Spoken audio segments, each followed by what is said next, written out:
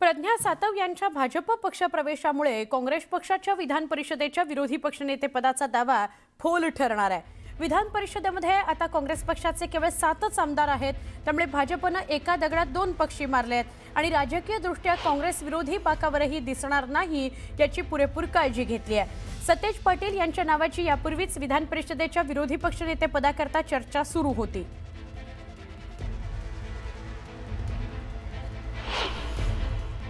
सर्वांच्या आग्रहास्तव की राजू सातव यांचं जे विकास कामाचं स्वप्न अपूर्ण राहिलेलं आहे ते पूर्ण करण्यासाठी आणि जो देवाभाऊंच्या नेतृत्वामध्ये जो आपल्या महाराष्ट्राचा जो चौफेर विकास घडत आहे त्या विकासामध्ये हातभार म्हणून आम्हाला सुद्धा साथ द्यायची आहे आणि म्हणून कार्यकर्त्यांच्या आग्रहास्तव राजू भाऊंचे स्वप्न पूर्ण करण्यासाठी आम्ही सर्वजण भारतीय जनता पार्टीच्या परिवारामध्ये आजपासून सामील होत आहोत।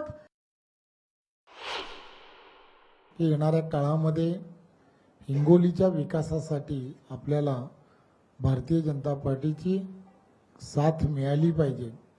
त्यांच्याशी जेव्हा चर्चा केल्यानंतर हे लक्षात आलं की एकमेव अजेंडा की हिंगोलीचा विकास हा होणं हे अत्यंत गरजेचं आहे आणि त्यासाठी काय करता येऊ शकतं। आणि मग देवेंद्रजींसारखं एक नेतृत्व की जे म्हणाले ताई तुम्ही काही चिंता करू नका, आम्ही पूर्ण सरकार म्हणून तुमच्या पाठीशी उभे राहू, आणि त्यांनी आज हा निर्णय घेतला त्याबद्दल मी भारतीय जनता पार्टीचा अध्यक्ष म्हणून त्यांचा मनपूर्वक धन्यवाद देतो। प्रज्ञाताईंचं नक्की काय झालं अर्थातच मनातून त्या जो काही निर्णय देतील त्याला माझ्या शुभेच्छाच असतील, पण खूप जड अंतकरणाने, कारण का काँग्रेसच्या विचाराचा अनेक वर्षाचा या कुटुंबाचं प्रेमाचं नातं आहे। म्हणजे राहुलजी असतील, प्रियांकाजी असतील, त्यांनी प्रज्ञाताईंनाही नेहमी त्या दिल्लीला आल्या की वेळ द्यायचे। त्यांच्या म्हणजे ह्याही घरात त्या अनेक वेळा आलेल्या आहेत, आमच्या कुटुंबातले लोक आहेत। नक्की काय झालं किंवा त्यांनी हा निर्णय का घेतला ही माझ्यासाठी खूप आश्चर्याची गोष्ट आहे। त्यामध्ये पक्षांतर्गत बसून त्याच्यावर चिंतन काय चुका असतील त्या आम्ही दुरुस्त करण्याचा प्रयत्न करू। हो, तुम्ही दिल्ली हायकमांडला हे सगळे समजावून सांगणार का ज्या पद्धतीनं पक्षाला आता गळ लागलेली आहे भविष्यात? मी तुम्हाला सांगितलं की हे पक्षांतर्गत बाब आहे आणि आम्ही बसून याच्यावरची चर्चा। आणखी काही लोक सोडून जाणार आहे, त्यांचा पक्षप्रवेश थांबवण्यासाठी तरी काही प्रयत्न होणार आहे का? काही नावं कळू शकली आहे का तुम्हाला? कोण चालले, कोण संपर्कात? आम्ही सगळ्यांच्या संपर्कात आहोत आणि असं कोणी पक्ष सोडून जात नाही। प्रज्ञा सातव यांच्या भाजप पक्षप्रवेशामुळे काँग्रेस पक्षाच्या विधान परिषदेच्या विरोधी पक्षनेतेपदाचा दावा फोल ठरलेला आहे। विधान परिषदेमध्ये आता काँग्रेस पक्षाचे केवळ 7च आमदार राहिलेले आहेत। भाजपने एका दगडात दोन पक्षी मारले का? राजकीय दृष्ट्या काँग्रेस विरोधी बाकावर सुद्धा बसणार नाही याची पुरेपूर काळजी घेतली का? सतेज पाटील यांच्या नावाची यापूर्वीच विधान परिषदेच्या विरोधी पक्षनेतेपदाकरता चर्चा सुरू होती, ती आता थांबेल का? अशा वेगवेगळ्या चर्चा होत आहेत। आमच्या प्रतिनिधी सुस्मिता यांना अधिक विचारूया। सुस्मिता, यावेळच्या हिवाळी अधिवेशनामध्येच याविषयी जोर लावला गेला विरोधकांकडून की विरोधी पक्षनेता दोन्ही सभागृहांमध्ये नियुक्त केला जाईल, पण आता अजून अडचण झाली आहे का काँग्रेसची प्रज्ञा सातव भाजपमध्ये गेल्यावर?